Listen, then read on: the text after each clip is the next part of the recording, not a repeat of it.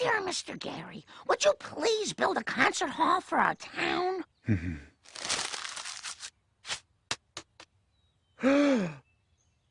Frank Gehry, you're a genius! In this episode of The Simpsons, Frank Gehry lends his voice to an animated caricature of himself. The yellow, stylized cartoon architect designs a building inspired by the crumpled paper letter sent to commission the structure after he wadded it up and threw it on the sidewalk. Satire is known for this kind of exaggerated depictions of popular public figures. Frank Gehry is pretty famous, and his design process is parodied by the show to reflect the state of absurdity and detachment from reality that architecture can sometimes find itself. Architects are pretty ripe for satire and parody because they and their buildings can appear pretty outlandish and contrived beyond comprehension. What makes it worse is that architects can sometimes take themselves really seriously, or at least give off the air that they do. Architects can be a very self-important lot.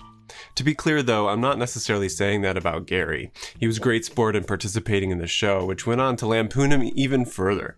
The plot developed as his design continued into construction phase, where a typical gridded steel cage was actually battered with wrecking balls until it takes on the final form. The evolution of this building went from being perfectly good and functional, and then beaten until it became architecture. Architecture is clearly some sort of tortured or lesser state of being than just being a normal building.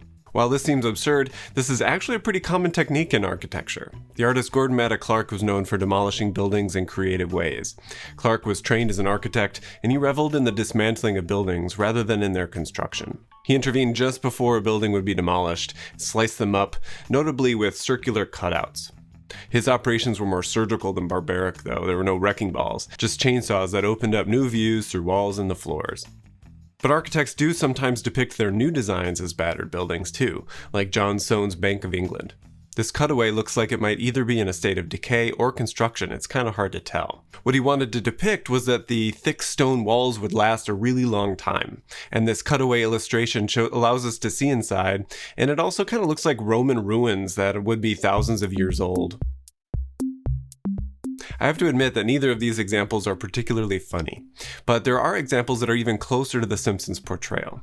There's a number of times that architects have designed buildings to actually look like they've been beaten up, not just depicted that way. Some of these are kind of funny, but not this first example that I'm going to show. The first is actually by Radha Isozaki, a Japanese architect who was a teenager during World War II. The destruction that he witnessed in Japan had a huge impact on him, and in order to cope, he would draw buildings in various states of decay, and would finally design them that way too, as incomplete fragments like ruins. Hans Hollein's Schulen jewelry shop, it features a giant intentional crack on the front facade. Normally, a big crack like this would indicate some sort of structural or material failure. However, Hollein was known for playing material games, and this crack is lined with shiny bronze, turning a flaw into a glittering feature.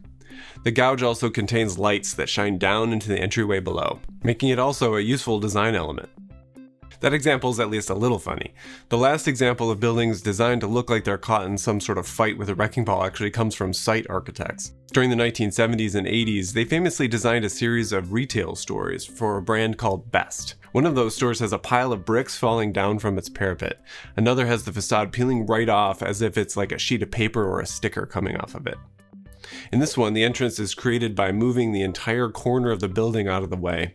And then this one looks like it was bombed at some point and re-enclosed with glass, severing one part to stay outside and the others are inside. But one thing I want to point out about these is that these buildings, they're meant to be funny in the first place. The architects are in on the joke, or at least they hope to be anyway. The designs are attempting to subvert our expectations like a good joke would.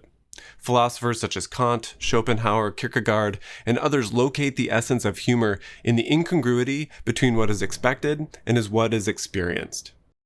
We expect new buildings to look new, and when they don't, there's incongruity and this can be funny. So I guess what I'm saying is that the Simpsons aren't really that exaggerated in the end. Architects are in on it too, questioning their own value or the limits of design. While this might be off-putting to you, or maybe you don't find any of these examples funny, that's fine. But I do think that humor can be a really useful aspect of the design process. And here's why. There are actually two competing states of architectural design, contraction and expansion, and each has their own architects and eras of popularity. Contraction architects and phases are about refinement. They focus down on a small set of details and try to get them right. Each iteration of a design becomes more and more perfect. The opposite side of this are folks that carry out wild experiments every time.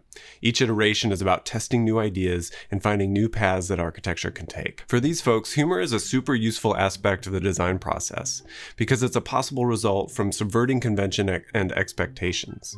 When you want to discover new territories, humor can be a good way to find them. But one great example of an architect of the expansive variety would be Giulio Romano. The Italian architect and painter lived and worked during the early 1500s. While we wouldn't look at his architecture now and say, oh, that's funny, he was constantly questioning and playing with architectural conventions to do the unexpected. Take, for instance, his design for the Villa Lante El Giancarlo. Much of the important architectural elements toward the top of the exterior are only painted on. These things that look like columns are squished into the wall.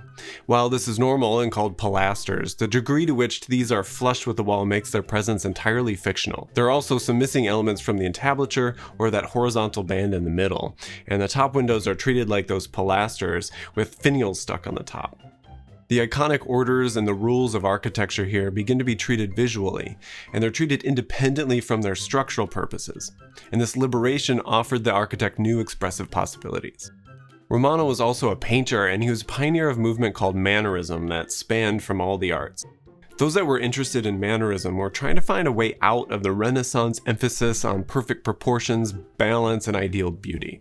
So Mannerism exaggerates these things to create designs that are asymmetrical or elegant to a degree that seems unnatural and absurd. This kind of work, which tries hard to subvert our expectations, it sits within a continuum from literal to abstract.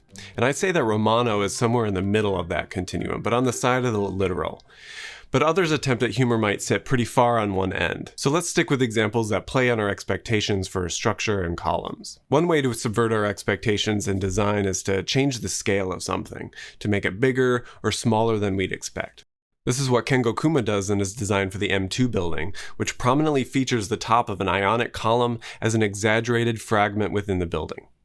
These kinds of very literal exaggerations can be taken only as novelties or a one-liner that doesn't really add any architectural value beyond the games of recognition and exaggeration. But in certain ways, this might also be considered similar to what Mies van der Rohe does in buildings like the Seagram Tower, where fake I-beams look structural on the facade but aren't really. They're just decoration and have been scaled in an unfamiliar way and repeated a number of times. This isn't totally abstract either, because they're meant to be recognized that they're I-beams, but I think most of us would agree that the architectural effects, they transcend the jokiness. These members draw our eyes upward to the building, and they create a mesmerizing, rhythmic visual effect on the exterior. Let's compare these with Junya Ishigami's Kanagawa Institute of Technology.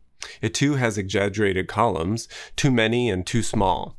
They also appear scattered in a very haphazard way.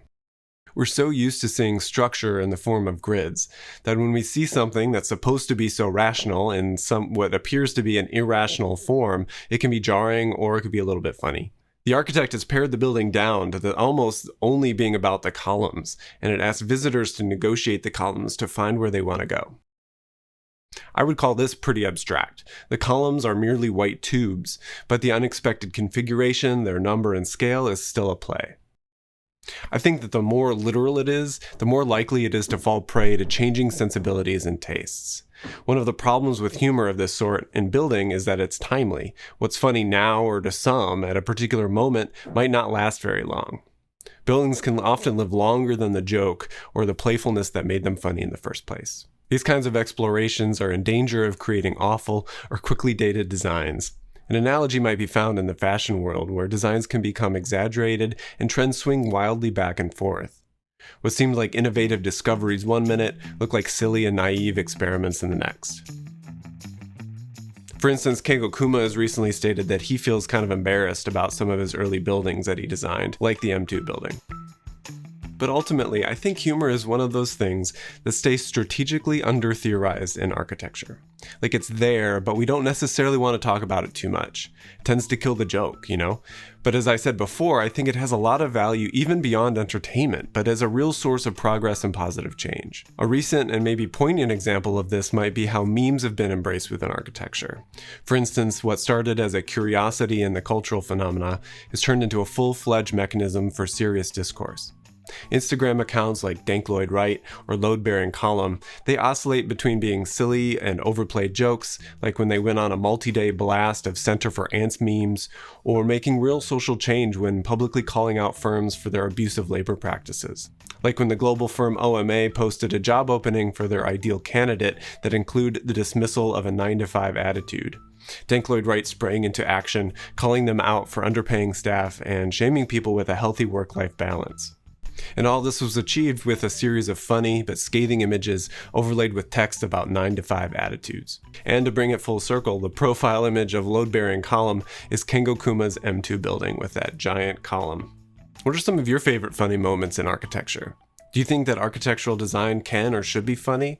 Let's discuss it down in the discussion section below. I really love engaging you all in the dialogue around all of these video topics. While you're down there, please consider giving the video a like. We work super hard to put out videos every week, so come back on Thursday to see what we've cooked up next. And in the meantime, check out some of these other videos that you might enjoy. See you over there.